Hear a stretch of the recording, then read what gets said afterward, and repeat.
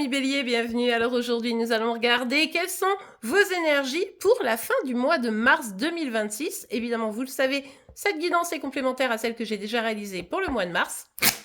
Allez, c'est parti. Alors, pour vous les béliers, ok, bon, en tout cas, c'est chouette. Vous avez un enthousiasme ici, une envie d'aller de l'avant, une envie d'aller...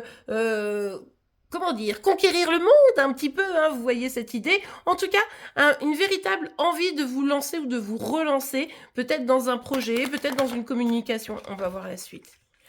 Oh! Alors, vous allez être confronté sur la fin du mois à quelques obstacles. Certains de ces obstacles, ils viennent de vous-même. C'est-à-dire que vous allez douter, vous allez vous poser des questions. En gros, vous êtes en mode, allez, je me relance, j'y retourne, j'investis, je me lance dans une nouvelle mission pour le boulot, bon, vous voyez un peu l'idée. Et puis, ça va pas fonctionner tout à fait comme vous le voudriez, ce qui est évidemment casse-pied et qui pourrait vous faire douter au passage.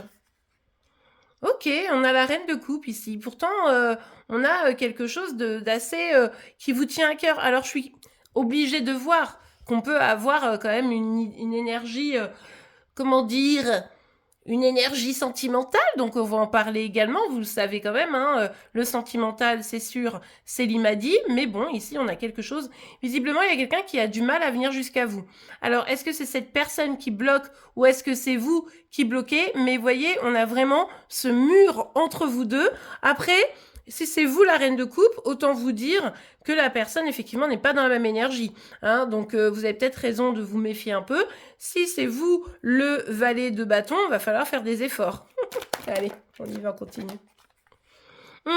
Bon, si on reste sur le sentimental, il y a nettement quelque chose à briser, à casser, à prendre conscience là sur le blocage, d'accord?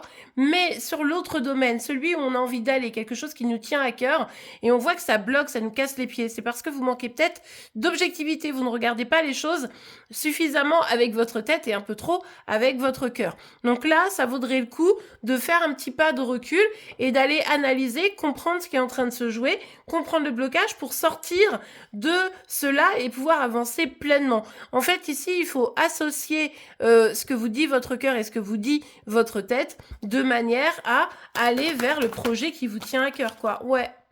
Parce que ce projet, visiblement, vous misez quand même un petit peu dessus. Hein. Il y a vraiment cette dynamique de, pour certains, ça va être vraiment se lancer dans quelque chose d'important. Pour d'autres, ça va peut-être même être, pourquoi pas, organiser un beau voyage, etc. Et bon, alors forcément, je comprends mieux si c'est le voyage avec le 2 d'épée, vu l'état du monde, chaud bouillant pour voyager en ce moment. Mais vous avez compris un peu l'idée. Ok. Alors là, le truc, c'est que vous allez peut-être avoir besoin d'aide. C'est-à-dire que vous êtes peut-être un peu trop autonome. C'est chouette, l'indépendance, c'est super. Mais à un moment donné, quand on voit que ça bloque, ça peut valoir le coup d'aller, comment dire, d'ouvrir un peu les vannes, d'ouvrir un peu les portes. Écoutez-vous, évidemment, mais peut-être que là, le fait de vous positionner seul ne vous aide pas à prendre du recul sur la situation. Au niveau du sentimental, il y en a un des deux qui aime bien le célibat, d'accord? Malgré pour la reine de coupe ce romantisme. Donc forcément, ça vient un peu bloquer les choses. Ouais, on vous dit ici, hein. Au niveau du célibat, lancez-vous, vous verrez bien. Oui, c'est bloqué un peu, mais une fois que vous allez coordonner cœur-tête, vous vous lancez et vous verrez bien, on n'a rien sans risque, vous voyez. Pour ceux qui ont un projet spécifique, qui bloquent un peu, qui ont du mal également à aligner le cœur et la tête, pour pouvoir ne pas être face à certains obstacles, bah, on vous dit à vous aussi, bah, go! Go! En fait, oui, il y a un obstacle, et ben trouvez une autre solution pour peut-être le contourner, cet obstacle.